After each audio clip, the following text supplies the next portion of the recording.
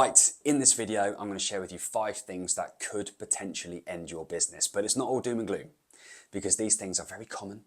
They happen to everyone and they probably will happen to you at some point. I wish someone told me when I started in business that, hey, look, there's these things that could happen, and when they do, here are some options to help you solve the problems. That would have saved me a lot of time, a lot of effort, and a lot of headaches. But guess what? That's what this video is today. So I'm going to share with you the 5 things, I'll give you some personal experiences, and I'll also give you a heads up of what you need to look for so you can see these problems coming and deal with them nice and early. So let's get into it. Right, the first thing that could end your business if you're not careful is a shortage of cash. Cash flow issues are very common. You're going to have them. And if you don't manage them correctly, you could be in for a real problem. Now, what I will say is if you are consistently having cash flow issues, then that might be a symptom of something a little bit more serious. But we can look at some of these things later in this video. But for this point here, I'm going to share with you a story of when I had some real hard cash flow issues and what I did to help myself and overcome the challenge. So I was running an event called the Super Self Summit. I was on my 2nd or 3rd event at the time, and I'd really gone bigger. My outgoings had gone up. I wanted to put on more of a show, and so I had a big invoice coming in from the venue, from the event venue, and I needed to find £20,000. Now I had 3 days to do that. You could ask yourself the question, what was I doing to get to that point of having that problem? But ultimately, it was the reality that I was in, and I needed to fix it. I had a choice, like you do in a cash flow situation. Do you earn the money through services and products and selling, or do you borrow the money? Now, the problem with borrowing is you've got to pay it back, and it doesn't really solve the issue. You're not earning the money that you need to earn into the business. What I did is I made a big list of people that would either be interested in buying tickets or becoming a sponsor for the event. So I had sponsor list, ticket list, and I went through every single inbox in my phone. I went through my emails, went through all my old text messages, and just made a list of everyone that had a business that could be interested in sponsoring, and people that I knew were into fitness and self-development, previous clients of mine in the gym world and gym members. And then I just had as many conversations as I possibly could. I got on the phone and I talked to these people about the options of being a sponsor and some of the benefits and the exposure that the event would give them, things that they would get for that. I also talked to people about tickets, and I was happy to give them a deal. If they wanted to bring a friend, they could bring them for half price, and we could throw in lunch for free. And at this point, it was just about putting deals together to help fix the issue. I needed to earn that money, otherwise I would have looked real bad. The event would have been cancelled. All the people that had already bought tickets, they would have had to been refunded, and I would have been way out of pocket. It probably would have ended the business at that point. So I managed to do it. Not only that, but the event was profitable in the end because I put in the hard work to sell products and services. And so my advice to you, if you are ever in a situation where you have a cash flow issue, is look at ways that you can remedy that by selling your products and services. And the easiest and quickest way to bring those transactions in is to go to people that are already customers of yours, or they already know what you're about and will be a great fit for what you've got. You can also go to your current clients and customers. You can say, listen, you usually pay monthly. I got an offer for you. If you pay 6 months in one go, I can save you and give you a month for free. If you need to do that, then do it. Now, of course, you want to fix the problem and make sure that you're not in that situation again. So make sure you recognize the reason why you have a cash flow problem. Is it a one-off expense? Is it a sum of rising costs? Is it that you're not earning enough money? Is your money not being distributed in the right places at the right times within the business? And that's why it's important to have a cash flow forecast. But hopefully that helps you understand how, or at least one way, that you can help fix cash flow issues. Right, point number 2. Now, this is the hardest one. And this is the one that for me was the toughest time in my life, particularly in business, but one of the toughest times in my entire life, to be honest. And it's when you are fighting a losing battle. So what does a losing battle look like? Well, you're hemorrhaging money every single month, and whatever you do, it doesn't work. The bills keep coming in, the pressure mounts, and sometimes the worst thing about it, particularly in my case, was that nobody knew about it. As a business owner, it can be a really lonely journey, and when you have issues and problems, sometimes it's hard to share those with people because it can damage reputation, it can worry people, and that was one of my biggest concerns. I didn't want to stress people out, and I'd built a gym at this point which had lots of people working there, it had lots of members that really enjoyed training at the gym, but ultimately this gym wasn't making money. In fact, it was costing me money. I had managed to keep it alive by putting money in, but it wasn't working. It was a losing battle. And it's tough when you're in this situation. A lot of these journeys end with the business going out of business. For me, it didn't. I knew that there was a way that I could figure it out, but I knew that I had to make some drastic changes, and I knew that I had to make some real tough decisions. So ultimately what you've got to do, first and foremost, is you've got to take responsibility. You've got to know what your options are. I always remember my dad said to me, do you really believe you can turn this around? And I remember that question coming in and I thought, yeah, I do. I do believe I can turn this around. So you've got to believe it, first and foremost. You've got to take responsibility for the outcome. You've got to believe that you absolutely can turn it around. If you don't believe that you can turn it around, then there's some conversations that you need to have with people about how to go out of business, essentially, and what way to do that. And if you do that, and it was the right thing, then that's all good, because a lot of people have done it, and a lot of people will continue to do that, because that is sometimes what you have to do to free yourself from the pain and pressure. I think one of the simplest things that you can do, and this is what I did that helped me, is you can look at 3 outcomes. Number 1, best case scenario. What can you keep? What can you keep doing? How can you preserve things? What is the best case scenario for you to turn this around? And what does that look like? Number 2, what's the worst case scenario? What is the ultimate worst possible outcome where you've just completely got things wrong and you just don't want to do it no matter what, but it is one of the outcomes? And 3, what's the most probable outcome? The most realistic. What's the one that's probably going to happen? Now, when you do this, it's important not to get involved in the emotional side of things, like what people might think and feel, what this might mean for so-and-so. Would this person lose their job? Would this person lose something that they really enjoy? Would you have to take a big hit on your own sort of pride and reputation? Because that's something that happened to me as well. Like, it was hard having to go through this. You build something up, you've got a reputation, you've got a brand, and all of a sudden you've got to sort of retract it, and you've got to retreat, and you've almost got to shrink it down, I ultimately went from having 2 big units and lots of people working in the gym down to just 1 single unit, and finding resourceful ways to make it work. We also had COVID happening in the middle of it, which made things super fun and interesting. But there was a way to figure it out. I looked at my 3 outcomes: best case, worst case, and probable. And in the end, we landed pretty close to probable.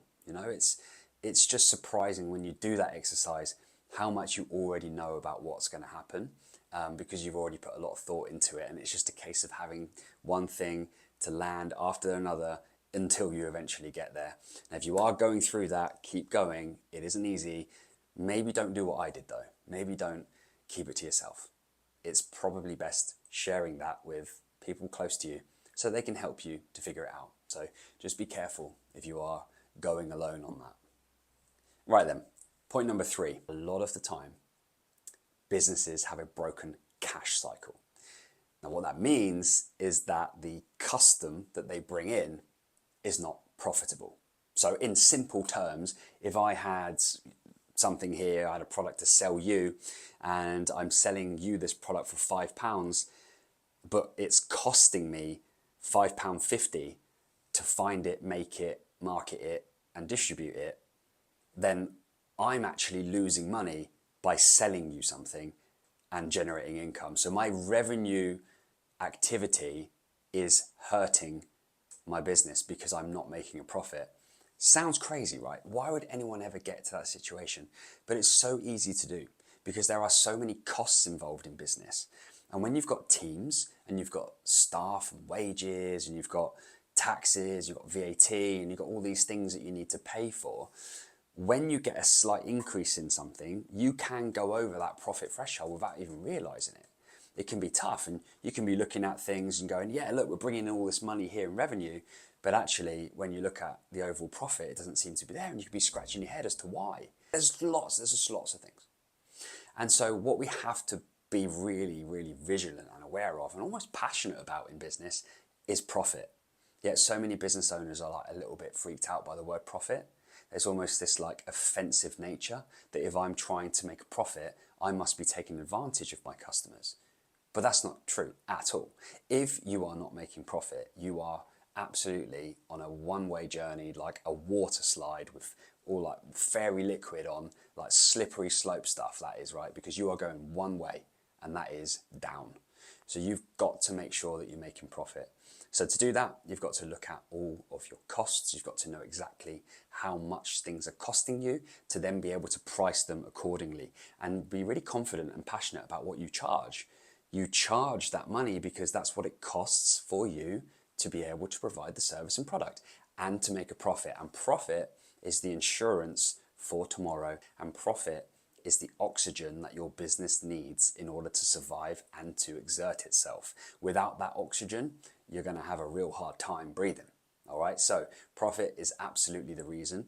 Get used to it, get familiar with it, get comfortable with the word, get really comfortable with the fact that you wake up in the morning because you are looking to make a profit, because when you don't, then you're in trouble. Point number 4, this happens all the time. In fact, it's even happening today. Rising costs. Things will always go up in price. The nature of inflation, political landscape, the economy, things move and change all the time. We got to catch those rising costs nice and early. Now, I remember this one day when I was running the gym and I was having a bit of a problem with cash flow. It was a regular thing, something, okay, why is this? And then I looked at all of the things that I was paying for and noticed that there were little things that had gone up in price over the 2 or 3 years. Things like phone, electricity, water, staff costs, equipment, maintenance costs, rental costs on equipment. These things had all increased, and they might seem like small things in isolation, but when you add them all up, it came to a lot of money. So what I did, and this is something that you can do, is check on your costs. Always know what your costs are. Do that maybe every 3 months or even monthly if you're running an organisation which you need to check things that frequently. And then every now and again, give yourself a day where you are working on one thing and one thing only, and that is saving your business money. So you go through all the things that you subscribe to, all your subscriptions, all the things you pay for, and you think, what am I using it for? Is it worth it? What's it costing me really? And what other options are there? And you can start looking at ways to save money that way. But that's like all the online stuff, the digital stuff. What about things that you need a conversation with someone else for? What about things like your suppliers? Now, I remember ringing up, it's a guy that I still do business with now, and he was providing me with equipment in the gym, lots of equipment. I was paying him monthly for the cardio equipment so we could rent that equipment from him. And I remember ringing him up one day and I said, listen, I'm a customer of yours for a number of years now. I wondered if you can help me today. Today I am having a how much money can I save my business day. So I'm calling you today to ask you, how much money can you save my business? And he sort of laughed and he was like, well, you have been a customer for a long time. You're very consistent. You always pay on time. I tell you what I can do. You've got these treadmills at the moment. We're going to swap them out for these ones and we're going to charge you a little bit less for that. What does that, how does that sound? I just remember thinking, oh my God, it actually worked. So I did that with every supplier that I had and managed to save a few £100s a month just by having those conversations. These sort of come down to that weird thing in business where it's like, if you don't take the lead, someone else is going to decide for you. So when it comes to your suppliers, your outgoings, you absolutely have the right to negotiate. And if you can get on the phone, you can ask. There's no harm in asking. And remember, like with every business scenario, there are always other options. And you want to, of course, stay with the people that you've always been. You'll be loyal, you'll be a good customer and everything else. But you always have a choice. And if it comes down to like you having to pay for it with pain and pressure versus finding a different supplier because it's a better deal for your business, then that's okay to do that and to move on from someone that you've always done business with. It's just, if they can't help you anymore, there comes a point when you're going to be paying for it yourself. So keep that in mind, really important. What about you? When's the next day that you can have where you can save your business a little bit of money? When's your next, I'm going to save my business some money day? Put it in your diary, get on the phone, look at your subscriptions, and go ahead and save yourself some cash. Point number 5, this is about people. This is about the people in your business that you pay money to do, to help you with your services and products. It's your staff, it's your employees, but it's also your freelancers and your contractors. Now, I don't know what size and shape your business is, but what I do know is it's becoming quite challenging at the moment, especially in the UK, to actually be able to give somebody confidently a full-time employed position. It costs a lot more than it used to, with the rises in national insurance contributions, pension contributions, PAYE, plus minimum wage going up and everything else. You've got to be in a really secure position to be able to offer someone a job these days. You don't want to get into a position where, although you have to do it, if you do need to, then you must, of making redundancies. It's not a nice thing. I've had to do it before. It's not nice. So in this day and age, there are a number of things that you can do to help yourself and help your business. Number 1 is you can look at freelance options. More and more people are becoming self-employed. More and more people are actually taking that mantle on themselves and being more flexible with the way that they earn money. You can look at part-time, secure, but part-time job offerings primarily before going all in on full-time. You can also use intern programs to have people come in on internships where they can learn and they can grow and they can be incubated in your culture and in your organization before eventually then becoming an employee. And you can be more flexible these days with the way that you do this, but make sure you do it properly, make sure you do it legally, and also stick to your word. And that's the most important thing. The biggest piece of advice here is in the planning. It's making sure that if you do have a member of staff leave for whatever reason, that you look at other options. You don't just jump straight in with a like-for-like scenario. Now, we recently had a member of staff leave in the marketing company, and this member of staff, we realised after putting adverts out and speaking to lots of different people, it was going to be really difficult to replace this individual with another person. This individual had been in the business for 4 years, and we'd almost moulded this person into exactly what we needed, and it became really clear that it was almost like it would take 2 or 3 people to replace this one person in terms of understanding and output. And so what we did in the end was we picked the best of 2 or 3 different freelancers in order to cover the key areas that we needed to cover that we now didn't have from that member of staff leaving. So you can be more flexible, do it properly, stick to your word, and always plan for one step ahead. Always know where your next superstar is coming from. Always understand who's out there and who might be able to help you as you start to grow and as you develop.